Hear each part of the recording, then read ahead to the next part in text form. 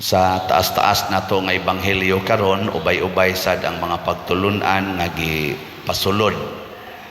Murag natingo ba, daghang pagtulunan. Ang usa sa mga pagtulunan niining atong ebanghelyo related sad sa unang pagbasa, nagtudlo ni nato aron mahimotang balaan, mahimong santos. Sige ko na bilingi ay mong tupad na balaan na ka. Ang wa mulingi buangon.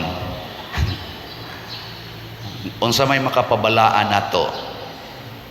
Una, kinahanglan ang atong kasing-kasing limpyo. Ayaw pag tinir og mga dautan nga mga pagbati niya. Ang hunahuna sad limpyuhi, ayaw sad pagtinir og mga daotang hunahuna. Musta maron iyong kasing-kasing limpyo o hugaw? Say klaro. Unsa may makapalimpyo sa atong kasing-kasing? Ang pulong sa Ginoo.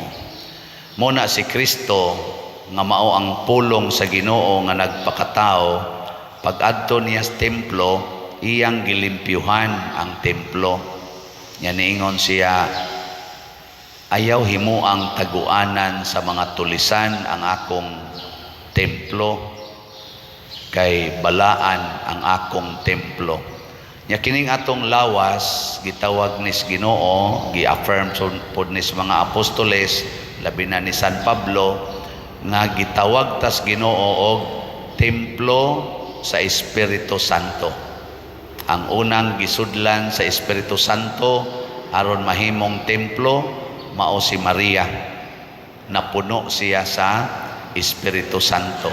Kita sang tanan pagbunyag nato, misud pod nato ang Espiritu Santo. So templo nata sa Espiritu Santo. Okay. Ikaduhang lingi sa imong tupad. Ing na congratulations, templo kas Espiritu Santo. Ano ba? Kainom dumi. Kanang imong bana nga nagsigig inom, ing nadong templo kas Espiritu Santo. Kanang imong anak nga adik ayo sa computer, nga tapulan kay tanan, ing nadong dai templo kas Espiritu Santo. Ana ba?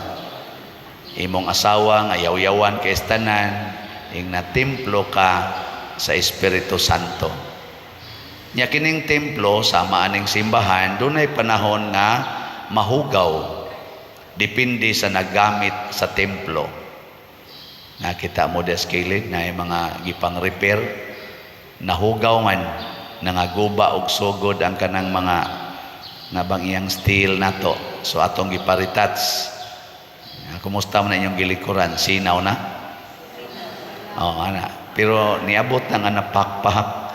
Kay na, diri ay kilid ato na sang giparitats. Kay mao lagi na. Moabot yung panahon nga mahugaw ang templo.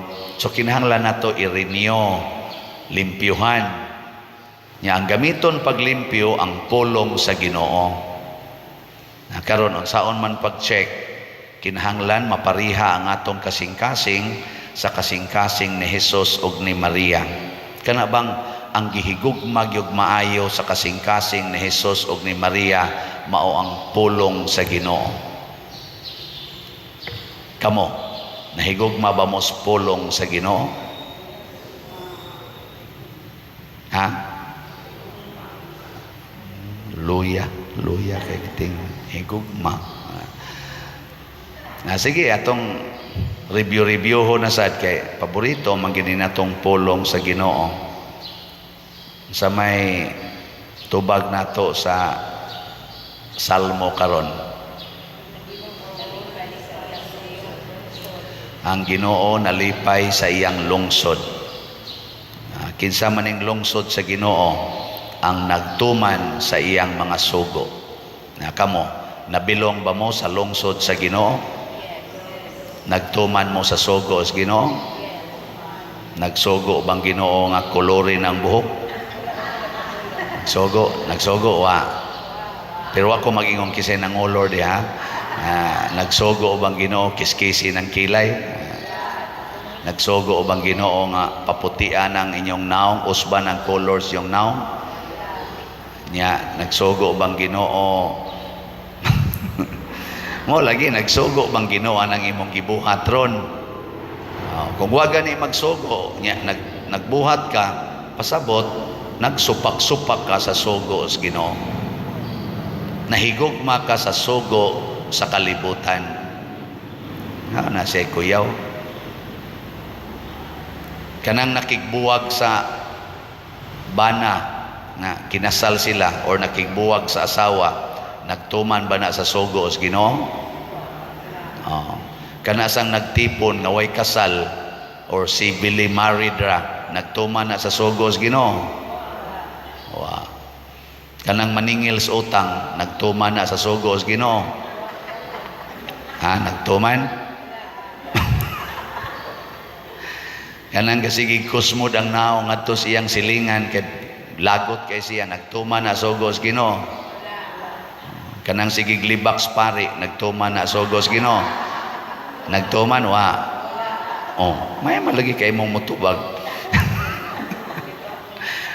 Kanang sigig palit og slat, nagtuman na sugo sa Ginoo? Nagtuman? Sabi mo yan, namalit mo og slat. Palit, siyempre. Kanang wa mo palit, unsa nagtuman na wa? May kamono, may jud kay mong musulti og mga kuan. Mo na ingon ang Ginoo dire, kung ikaw muhalad, di ba naingon siya, kung muhalad ka, kung ikaw inigtindog nimo sa pagampo, kung aduna kamoy kayugot bato kang bisan kinsa, pasaylua una siya aron ang inyong amahan nga tua sa langit mo pasaylo usab kaninyo. Pasabot diha sa imong kasing-kasing karon, kung naa kay kayugot ni bisan kinsa aron malimpyo na, pasaylua siya. Kanang imong bana nga dugay na kay nimong dawata kay tua siyang kabit, karon imo na siyang dawaton. Kanang imong asawa nga bisag kinsa lay ni paanak, imo na nang dawaton. Di ba? Kanang imong igsoon nga siging libak nimo, siging daot nimo, giilugan pa kas katigayunan nga binilin sa inyong ginikanan, imo na nang pasayloon. Di ba? Sawan, pasaylo na mo. Malimpyo din na inyong kasing-kasing. Mao na makapalimpyo. Nya mahimutang mga santos, matud pa sa unang pagbasa ni Propeta Sirach, daygon ta kining Diosnon nga mga tao, kansang matarong nga mga binuhatan, wala gayod hikalimti, ang ilang kabantog magpadayon ngadto sa ilang mga kaliwat, og mao kini ang ilang sulundon. Kana bang magbilin tag sulundon nga kinabuhi? Muna mo ingon ang uban nganong sige mamugampo anang mga santos na manay ka no? Kani kang usa ni atong basihanan kaning gisulti ni Propeta Sirach chapter 44. Naingon siya diri, busa daygon ta karon ang mga tawo nga Diosnon ang atong mga katigulangan sa nangagi nga mga kaliwatan. Mo na San Vicente Ferrer, wa ta magampo atong giday nya atong himuon nga sulundon, sumbanan aron ta mahimong santos. Wa ta magampo ani mga santos, wa sa ta magampo ni Maria. Butang-butangan magita sa to mga igsoong uban nga nagampo kuno ta. Naisigig text nako, taas kayo iyang text. Padre, nganong magampo manggid mo anang mga ribulto? Naku, wala lagi mi nagampo. Nagdaig mis Ginoo pinaagi sa mga santos nga gibutangan anang ribulto. Sa dili nagampo gyud mo. Nako, ay wa lagi mi nagampo. Sa muluhod man mo nako, muluhod mi tungod kay nagrepresentar man sila sa Ginoo, di man mimiluhod anang ribolto, tangtangan ng ribolto sa kong atubangan, di ba padayon nagyapon kog luhod. Nako ka na bang ribolto, pagluhod nako atubangan sa mahal nga birhen, tangtangan na kuhaa, di ko mo barog, muluhod nagyapon ko. Budupa ko sa akong kamot, atubangan anang ribolto nga crucifix, kuhaa na, ang dupa nagyapon ko. Kaya di man na mo akong giampuan. Sige, di, nagampo gyud mo.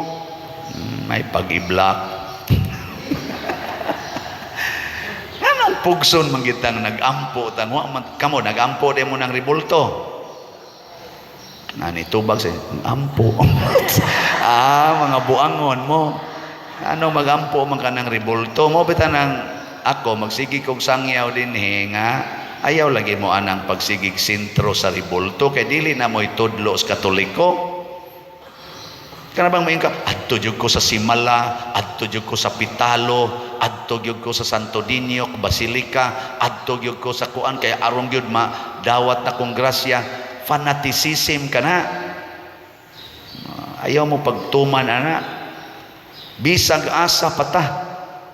Naa ang Santo Niño, naa ang Birhen, naa ang San Vicente, kay nga naman nahiusa na sila sa Ginoo. Pag-ampo inya pa din nalata mo atong Simala adto didto, pero dili tungod kay naghuna-huna ka nga kadto ra gyud tuburan sa grasya nga ihatag sa Birhen kanato. Pwede sad mo dinhi San Vicente Ferrer na atay Birhen dinhi, pwede sad mo diha San Fernando el Rey, pwede sad mo diha Siate, pwede sa mo adto dito sa Bugo na San Vicente dito, niya sa tay San Vicente din anindot maginatong groto, kugihan kayo ang nagatiman diya, nintag dugay pa na mga matay. Kana bang nganong anha magyug ka ng ribolto mo sentro, hangto na lang hinuon nga magtinukmuray na ta kay mohikap jud ko anang riboltuha nga giprosesyon, hangtod yatakan ko na lang ning akong kauban nga ning kuyog, hangtod mamatay ni bahala na nagmamatay basta lang makahikap ko anang riboltuha. Fanaticism kana og diha ta naigo sa gisulti ni Kristo, hugaw ang inyong kasing-kasing. Wa ninyo makita ang tinuod nga presensya sa Ginoo. Wa mo'y pagtuo nga tinuoray, walay pagtuo nga tinuod, tuo-tuoran ang inyo. Hikapa to, idagkot ning koloras kandila, inusnos ning lanaha, tuo-tuo na na. Isagon sa panang kandila, imong idagkot ang meaning sa kandila nga akong sunod ang kahayag ni Kristo, akong padanagon ang kahayag sa pulong sa Ginoo dinhi sa akong kasing-kasing. Di na magdepende sa color, di ba? Kamuro na lingi-lingi ang tupad na sabang ka na kay pagtuong tinud-anay. Kanang tao nga Katoliko, kay tinuod magining atong tinuhoang Katoliko, dili na mamunga basta way tinuod nga pagtuo. Mao na ang hulagway sa kahoy nga igira nga gitunglo ni Kristo. Dahon ra ang diha niya, dahon pasabot dayan-dayan ra. Kutob ratas dayan-dayan, may kita mo decorate ani mga altar, love, celebrate dayon, magsigi tao ka ng pista, dayan-dayan ra na. Naparabagi atong kabuang, magpista og birhen nya magmisgay. Birhen ang gipistahan nya misgay. Magpista og San Lorenzo Ruiz, magtari. Magtari. Sakto ka na? Di ba? Magdisco. Gadisco ra ba sa tadi niya to sa pagkuan? San Vicente Ferrer. Pero ang atong gihimo Christian disco, dili lagi pangwarta. Unsa man ang misgay, pangwarta. Kuntis-kuntis, mistin. Oh, mistin. Pasulob-sulobo na ng mugbo kayong short. Usahay pa, kana pang swimsuit. Lakaw-lakaw anang atubangan. Bilangkad-bilangkad diha. Inyo lang gipakauwawa ng inyong mga anak, mga gwapa ra ba kaayo, hangtod lang noon nga lain ang utok sa nagtanaw. Nya kay ang pari ibutang mas atubangan kay usas mga judges. Galain na sang utok pari. Anya may kana. Nihaom pa kana sa limpyo nga kasing-kasing, nakatabang kana pagbalaan sa tong kinabuhi. Nga nang inyong pagsigi diha og himo anang hinubugay, inom yun, hubog yun. Nakatabang ka na. Muna ingos Kristo, limpyuhi ang templo. Kay dili gani, tunglohon tas Ginoo, malaya kita. Malaya. Munang daghan karon ang atong mga nasod, apil na sa ning Pilipinas, nagkagubot na tagmaayo bisag kunuhay na atay pagtuos Ginoo. Kay wa na mo bunga, dahon na lang, dayan-daya na lang. Yang anong wa man mo bunga, kay wa na puy ang tinuod nga pagtuo. Malaya ta. Sige, lingi ay mong tupad sa katapusang paglingi. Yung na, wa pa ka malaya. Wa pa ka malaya diya. Oh. Muna, kung di ta malaya, mga matay man ta, handumon kita sama ni Bishop Chopilo Kamomot, namatay gihandom gyud, pasidunggan gyud, matud pa ni Propeta Sirach, kay nakahatag sila kalipay sa Ginoo. Mother Teresa of Calcutta, hinaoton ta nga kita sa dinhi mahimo sa tang kalipay sa Ginoo o kalipay sa lungsod sa Ginoo, kay daghan tag mga bunga nga mapahimuslan sa uban ang atong mga paghigugmaay. So kaning namalit na tog slots, nalipay ang Ginoo ni, kay mubunga ni og nindot sama anang kumbinto nato og mobarog na siya. Ang nagpalit sa atong SBF dag maoy daygon kadtong namalit og slots nga SBF dag. O di ba? Pila na may atong halin karon, niabot na og 21,891 ka slots. Oh, pakpak. Hangtod na gina, mamatay man tingalis Padersiano, mamatay na sila sa Brad Loloy, basig mauna pa na sila nako. Kana silang mga atong mga finance council, kaning atong mga pastoral nga porting kugihana, kaning ato dinhi mga chapel leaders, mga matay tingay na sila. Pero kada nato kakita nining atong simbahan nga naingon ani, kakita mo ana bisag kana na lang mga lingkuranan nga naingon ana, makaingon dayon mo bunga ni sa among pagtuo, bunga ni sa among paghiusa sa among kasing-kasing og mga bahandi. Dili may mga dato, dili may mga milyonaryo o bilyonaryo, pero nakahatag mig minilyon nga mga proyekto tungod og alang sa simbahan. Ang bunga sa kahoy gamay ra kay na ikumparar sa daghan kayong mga sanga og mga dahon nga gihatag sa Ginoo, pero ang usa ka buok bunga nga gipangita ni Kristo igo na nga makapalipay niya. Pero guway bunga tunglohon tas Ginoo ug malaya ta. Pasabot dryness, stress, depression, nervous breakdown ang dangata nato. Malaya ta. Una, daghan kay rong nervous breakdown tungod sa wa na pabungaha ang pag-ampo, wa na pabungaha ang gugma ug pagpasayloay sa usag-usa. Manindog ta katong wa pa malaya.